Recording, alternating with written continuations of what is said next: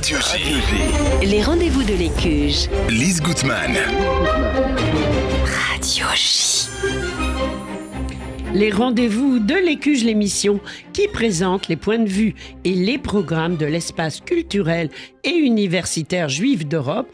Avec nous ce matin, Jean-François Strouf. Bonjour Jean-François. Bonjour Lise. Alors, cher Jean-François, cette semaine, nous faisons une pause par rapport à la programmation pour parler d'un sujet très significatif de l'identité de l'Écuge, les paniers de Pessah. Pourquoi maintenant ? Alors, ta question est vraiment très pertinente. Dans le calendrier juif, il existe des enchaînements si naturels qu'on n'y pense même plus. C'est vrai. Il y a cette période qui va de Rosh Hashanah à Simchat Torah, en passant par Kippour, et la fête de Sukkot. On sait par ailleurs qu'il existe un enchaînement entre Pessah et Shavuot, Shavuot désignant les 7 semaines qui, partant de Pessah, vont s'égrener pendant 49 jours, avec ce qu'on appelle la Sfirat HaOmer, le compte de l'Omer. Mais de la même manière que les jours solennels du mois de Tishri sont précédés par une période d'introspection durant le mois d'Elul, les préparatifs de Pessah commencent à partir de Pourim, et c'est un enchaînement naturel. Et donc on est juste après Pourim. Voilà pourquoi on va parler des paniers de Pessah. Alors, est-ce qu'il faut pour autant consacrer du temps à l'exposé de l'action des paniers de Pessah si longtemps à l'avance, Jean-François ? Eh bien oui, il y a une raison. Il existe un moment très important qui a démarré il y a déjà plusieurs jours, immédiatement au moment de Pourim. C'est celui de la distribution des paniers de Pessah. Elle commence au moment de Pourim pour des raisons évidentes. C'est que les personnes qui vont avoir besoin de récupérer ces fameux paniers qui ne sont en fait pas des paniers, ce qu'on va expliquer. Ce sont des paniers symboliques. Ce sont des paniers symboliques parce qu'ils ont besoin aussi de préparer les fêtes de Pessah et Bien qu'on sûr. reçoit en l'occurrence énormément de familles qui ont besoin d'être aidées et ça s'étire donc sur plusieurs jours et qu'il faut que chacune de ces familles récupère les achats pour Pessah bien avant Pessah pour s'organiser, se préparer, savoir aussi de quel montant elles disposent pour leur budget de Pessah. Exactement. Alors, est-ce qu'il y a un lien, en fait, avec Pourim ? Mais tout à fait. Il y a les commandements de Pourim. Matanot, la Evionim. Matanot la Evionim. Il y Ouais. a donc une nécessité de faire un cadeau, matana, à une personne en difficulté, en quelque sorte.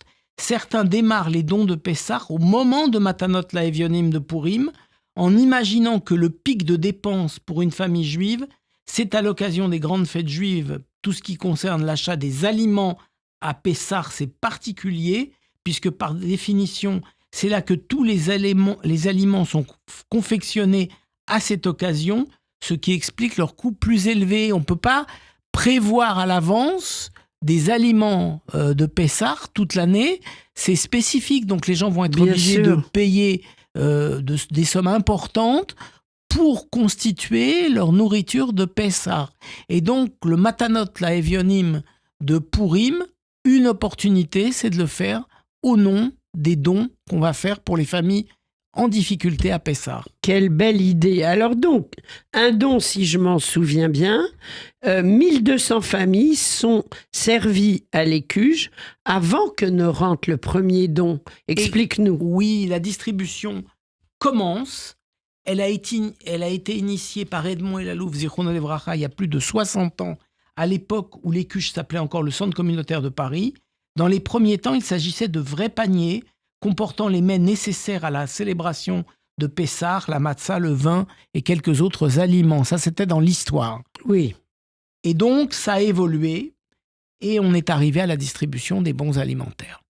Alors justement, on y est arrivé comment finalement ? Alors en finale, parce que l'organisation est toujours la même, elle repose sur une opportunité quand on reçoit ces familles, non pas de leur balancer un panier et de leur dire partez, ou de leur envoyer, bien on sûr. pourrait presque imaginer Même des si bons à aliments. l'époque, c'était nouveau et c'était quand même dans la dignité, il faut dire les choses. Alors c'était dans la dignité et c'était très important parce que c'était aussi une opportunité pour expliquer aux familles comment elles pouvaient être aidées, et c'est-à-dire leur dire, voilà, vous avez un contact avec une assistante sociale de la ville de Paris, de la mairie du quartier où vous habitez, de la banlieue dans laquelle vous êtes installé, vous avez ce contact, sinon on va vous le donner, vous avez des contacts avec les organisations juives qui aident, est-ce que vous avez un contact avec le CASIP, est-ce que vous avez un contact avec d'autres organisations, est-ce que vous êtes en contact avec les services sociaux du Fonds social juif unifié, et donc, tout ceci permettait de donner une fiche à ces familles et donc d'écouter leurs besoins. Et les gens disaient, vous savez, moi, des matzot, j'en ai par ailleurs. C'est pas des matzot dont j'ai besoin à Pessah, c'est d'acheter un peu de viande. Ou l'autre, j'ai besoin plutôt d'avoir tel type d'aliments. Et donc, au fil des années, il était clair qu'il fallait aider ces familles en leur proposant une plus grande liberté dans le choix de ce qu'ils voulaient obtenir pour Pessah. Oui. Donc, historiquement, on a fait évoluer les paniers physiques en paniers sous forme d'un bon alimentaire. Oui, et c'est vraiment très important. Alors, les magasins, par ce partenaire où ces bons peuvent être utilisés, comment les choisissez-vous ?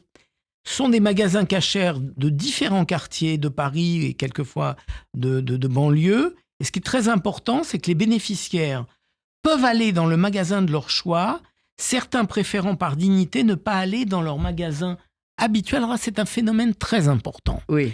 Ces gens viennent, je vais te décrire, on n'est pas dans quelque chose de misérabiliste. Hein. Oui, non, pas du tout. Ces gens viennent quelquefois très bien habillés, viennent avec le sentiment de recevoir un bon alimentaire dans la dignité, c'est-à-dire que leur dignité, la confidentialité est respectée. Je vais t'expliquer de quelle manière la dignité est respectée.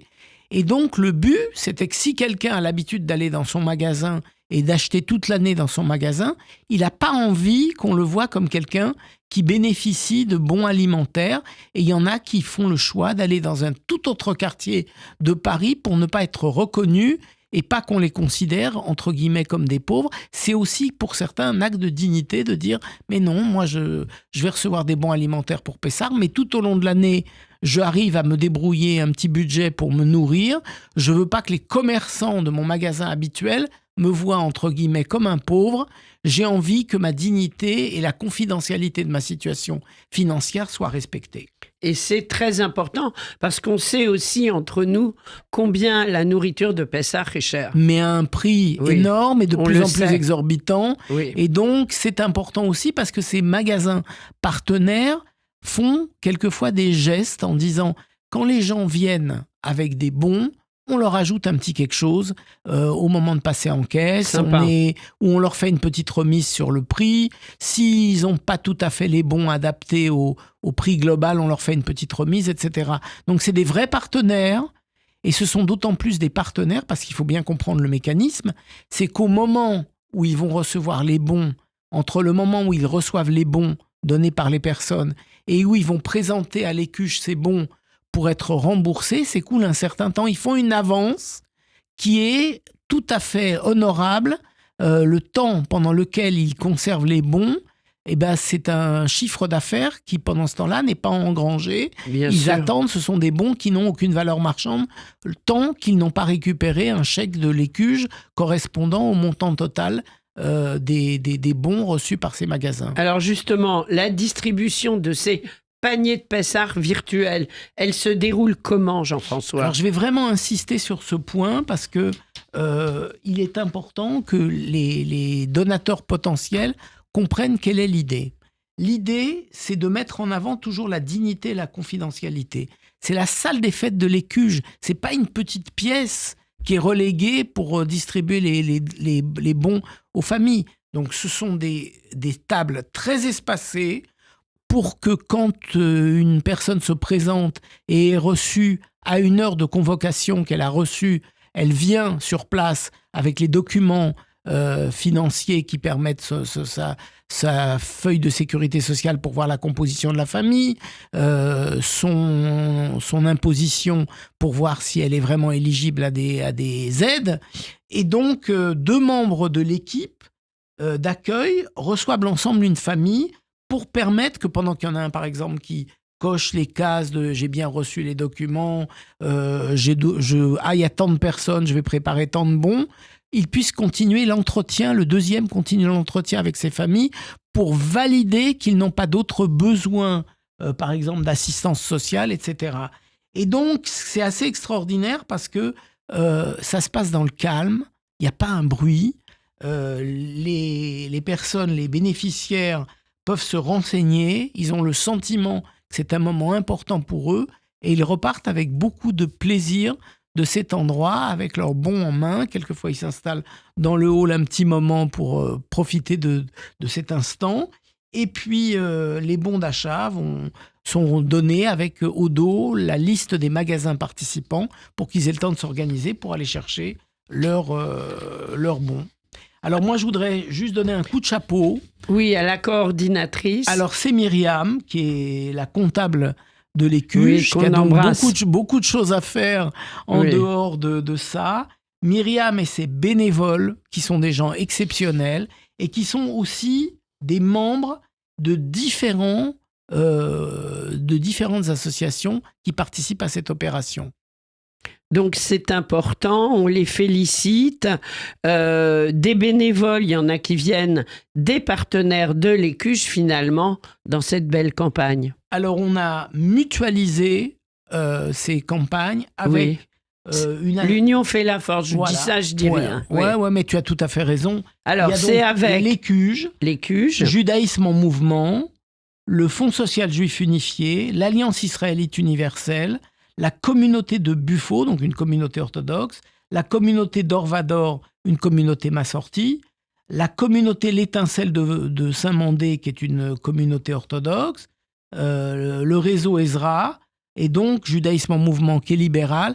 Et je trouve que c'est ça qui est vraiment extraordinaire, c'est que tous ces gens mutualisent leurs forces, malgré leur appartenance à des courants différents, pour la cause des familles en difficulté. Et donc, quand on voit ces gens envoyer des bénévoles pour la distribution, c'est formidable. Alors, pour soutenir pour soutenir les paniers de Pessah, on va sur don.ecuge.fr/Pessah. Sur le site de l'Écuge. Voilà, exactement, tout est expliqué. Le site, c'est donc ecuge.fr, très important. Vos dons sont très importants parce que vous voyez, on a fait l'avance de la distribution et donc les dons arrivent après. Et nous, on a confiance dans les Juifs de France. On sait qu'ils vont aider et qu'ils vont soutenir. On engage l'argent avant de recevoir les dons. Alors, le téléphone. Le 01 53 20 52 52. Et l'adresse. Le fameux 119 rue Lafayette à Paris 10e. Proche de la gare du Nord. Voilà, nous serons au rendez-vous. Merci Jean-François. On se retrouve la semaine prochaine avec un programme plus culturel, on va dire. Absolument. Voilà. Grosse bise à tous et à toute l'équipe de l'Écuge si mobilisée. Merci. Merci à toi.